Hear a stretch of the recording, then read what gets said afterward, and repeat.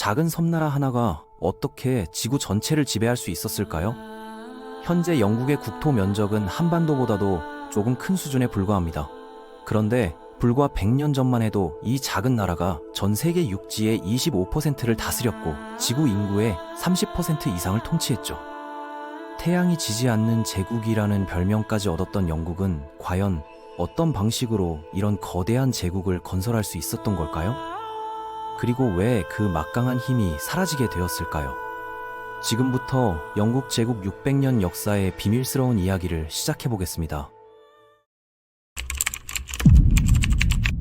영국이 세계 제국으로 성장하기 전 브리튼 섬에는 여러 개의 독립된 왕국들이 존재했습니다. 잉글랜드 왕국이 가장 강력했지만 북쪽의 스코틀랜드는 여전히 자주 독립을 유지하고 있었죠. 웨일즈와 아일랜드 일부도 각자의 작은 왕국들로 나뉘어 있었습니다. 이런 상황에서 16세기 말 엘리자베스 1세가 등장하면서 상황이 바뀌기 시작했습니다. 엘리자베스 여왕은 다른 유럽 강국들이 아직 손을 대지 않은 새로운 땅들을 탐험하고 식민지로 만들라는 명령을 내렸습니다. 프랜시스 드레이크나 마틴 프로비셔 같은 모험가들이 영국의 이름으로 많은 땅을 차지했지만 실제 정착에는 실패하는 경우가 많았죠. 1585년 북미의 로어노크 섬에 세워진 최초 영국 식민지는 식민지 주민들이 흔적도 없이 사라지는 미스터리한 사건으로 끝났습니다. 하지만 엘리자베스는 포기하지 않았습니다. 해외 무역을 전담할 주식회사들에게 왕실 특허장을 발급했죠. 1592년 설립된 레반트 회사와 1600년 창립된 동인도 회사가 바로 그 대표적인 예입니다. 이 회사들은 특정 지역과의 모든 영국 무역을 독점할 수 있는 권리를 받았습니다. 이들이 바로 영국 제국 건설의 초석이 된 것이죠. 1603년 엘리자베스가 세상을 떠나자 스코틀랜드의 제임스 6세가 영국 왕 제임스 1세로 즉위했습니다. 이로써 스코틀랜드와 잉글랜드가 한 명의 군주 아래 통합되었지만 여전히 두 개의 별개 왕국으로 남아있었죠. 제임스 왕은 전임자보다 더 적극적으로 해외 식민지 건설을 추진했습니다. 당시 영국이 계획한 식민지 통치 방식은 세 가지 형태로 나뉘었습니다. 왕실 직할 식민지는 군주가 직접 다스리되 왕이 임명한 총독이 현지에서 관리하는 방식이었죠. 특허 식민지는 왕실 직할과 비슷하지만 총독 대신 법인 특허에 따라 운영되었고 식민지 주민들에게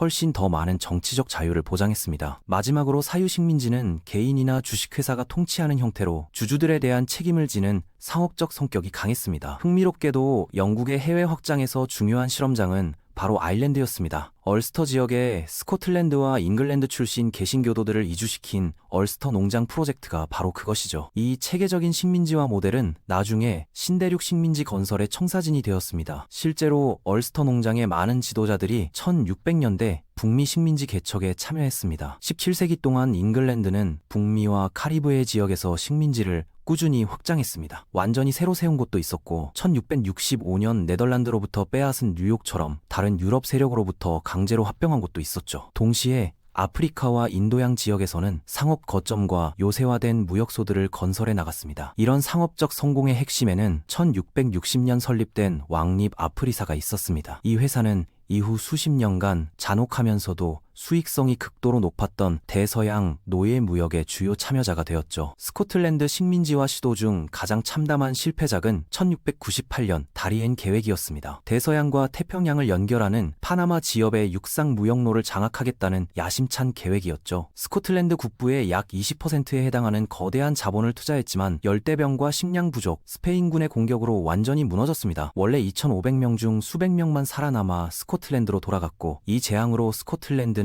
심각한 금융위기에 빠졌습니다. 1688년 명예혁명으로 가톨릭 신자인 제임스 2세가 폐위되고 그의 개신교도 딸 메리와 네덜란드인 사위 윌리엄이 공동으로 왕위에 올랐습니다. 이들은 윌리엄 3세와 메리 2세가 되어 잉글랜드와 스코틀랜드를 동시에 다스렸죠. 개신교도만이 왕위를 계승할 수 있도록 하는 법이 잉글랜드에서는 통과되었지만 스코틀랜드에는 적용되지 않았습니다. 1700년대 초 앤 여왕 치세에 들어서면서 두 왕국 의회를 통합하려는 노력이 본격화되었습니다. 1707년 연합법이 통과되면서 잉글랜드와 스코틀랜드는 마침내 그레이트 브리튼이라는 하나의 왕국으로 합쳐졌죠. 이후 수십 년간 영국은 다른 유럽 강대국들과 여러 차례 전쟁을 벌였고 이 전쟁들은 유럽 대륙뿐만 아니라 해외 식민지에서도 동시에 진행되었습니다. 스페인 왕위 계승 전쟁이 1714년 영국과 동맹국의 승리로 끝나면서 패배한 프랑스와 스페인으로부터 상당한 영토를 양도받았습니다. 북미의 뉴펀들랜드와 아카디아, 지중해의 전략적 요충지인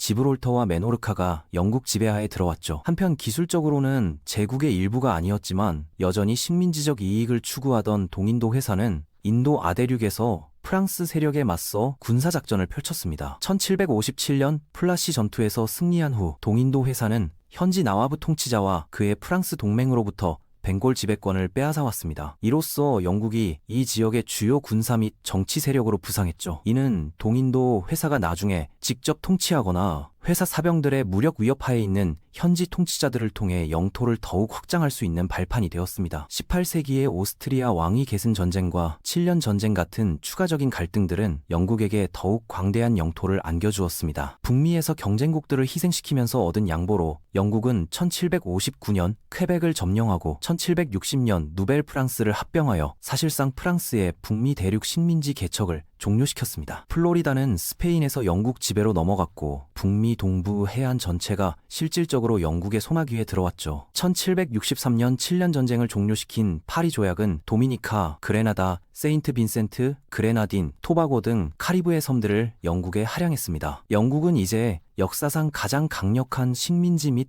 해상 강국이 되었습니다. 대영 제국은 서로 긴밀하게 연결된 두 가지 핵심 요소로 힘을 키워나갔죠. 해군 우위를 통한 바다의 지배와 외국 세력의 간섭 없는 자유로운 상업 무역이 바로 그것이었습니다. 무역의 폭발적 증가는 항구를 통과하는 상품에 대한 관세를 통해 영국에 엄청난 부를 가져다 주었습니다. 그런데 바로 이 세금 문제가 곧 혁명으로 이어지면서 제국 최초의 주요 식민지 상실 사태를 낳게 되었죠. 영국은 식민지들을 자신의 주권 영토로 간주했지만 1760년대와 1770년대 내내 영국 본토에서 누린 것과 동일한 권리와 특권을 그들에게는 부여하지 않았습니다. 영국과 13개 아메리카 식민지 간의 관계는 의회가 식민지의 동의나 대표 없이 세금을 부과하면서 점점 더 긴장 상태로 치달았습니다. 13개 식민지 내 많은 주민들은 이를 영국인으로서의 권리 침해로 간주하여 1775년에 의회의 건의를 공식적으로 거부했죠. 이로 인해 혁명이 터져나왔습니다. 영국은 반란을 일으킨 식민지 주민들을 진압하기 위해 군대를 파견했지만 이듬해인 1776년에 식민지의 주요 정치인들이 모여 제2차 대륙회의를 구성하고 영국으로부터의 독립을 선언했습니다. 8년간의 장기전 끝에 식민지에 주둔했던 영국군은 마침내 패배했고 미국은 독립국가로 승인받게 되었죠. 미국 상실 이후 영국 제국은 큰 변화를 맞았습니다. 영국의 식민지적 노력은 아시아, 태평양, 아프리카로 방향을 틀었고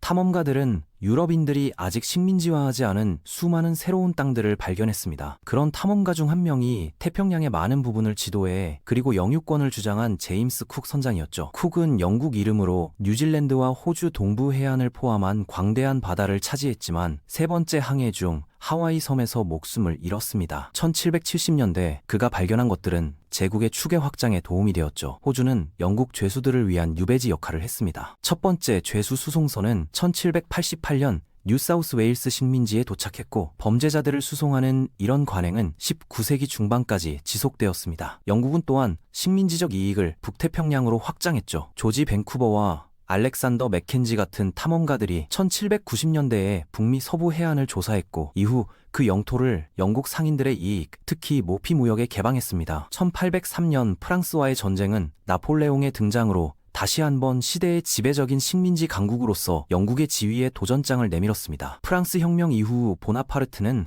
침략으로부터 자신과 식민지를 보호하기 위해 전쟁 노력에 막대한 자본과 자원을 투자했고 영국 해군은 프랑스 항구들을 봉쇄하며 프랑스의 해외 영토들을 공격했습니다. 1805년 트라팔가 해전에서 프랑스 스페인 연합 해군을 상대로 결정적 승리를 거두었지만 영국의 넬슨 제독은 전투 중 전사했죠. 트라팔가 해전의 승리는 영국에 대한 침공 위협을 제거했을 뿐만 아니라 1815년 나폴레옹 전쟁이 끝날 때까지 향후 140년간 영국 해군의 확실한 우위를 확보해 주었습니다. 1815년에서 1914년까지의 기간은 종종 영국의 제국적 세기로 묘사됩니다. 인도 아대륙을 효과적으로 장악한 후 동인도 회사는 아시아 전역으로 이익을 확장하려 했죠. 싱가포르가 1819년 무역소로 설립되어 나중에 1824년 식민지로 편입되었고 중국에서는 동인도 회사가 영국 정부와 함께 홍콩과 상하이를 장악할 수 있었습니다. 19세기 동안 영국의 제국주의적 야망에 대한 새로운 위협은 러시아 제국에서 비롯되었습니다. 러시아는 쇠퇴하는 오스만 제국의 공백을 메우기 위해 중앙아시아와 지중해로 영토와 영향권을 확장하고자 했죠. 1853년 러시아가 오스만 제국 지배의 하이 발칸반도를 침공했을 때 영국은 프랑스와 함께 전쟁에 참여했습니다. 아프리카 대륙에서도 19세기에 영국의 식민지 권력이 강화되었습니다.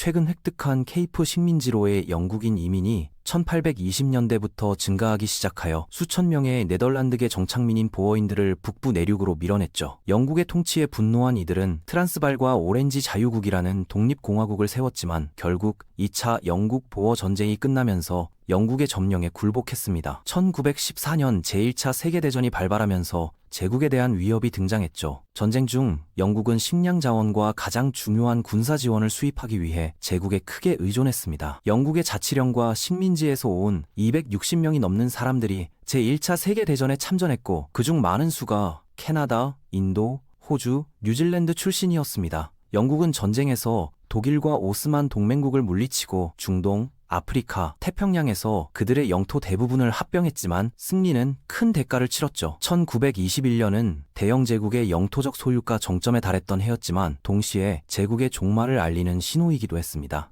아일랜드가 같은 해 독립을 얻었고 곧 제국 내 다른 국가들도 언제 독립할 수 있을지 의문을 품기 시작했죠. 1939년 제2차 세계대전이 발발하면서 영국은 다시 한번 제국의 경제적, 물자와 군사적 지원을 요청했습니다. 궁극적으로 승리한 영국이었지만 전쟁으로 파산했고 더 이상 과도하게 확장되고 의문시되는 식민지들을 지원할 위치에 있지 않았습니다. 1940년대부터 70년대에 걸쳐 제국의 식민지와 자치령들은 변화의 바람으로 인식된 영국으로부터 독립을 얻었죠. 거의 400년간 지속된 영국 식민지 역사는 끝났지만 거의 모든 신생 독립국들이 영국과의 관계를 완전히 끊지 않았습니다. 많은 사람들이 대영 제국의 종말을 가장 상징적으로 보여주는 사건으로 여기는 것은 1997년 영국이 공식적으로 홍콩을 중국에 넘겼을 때였습니다.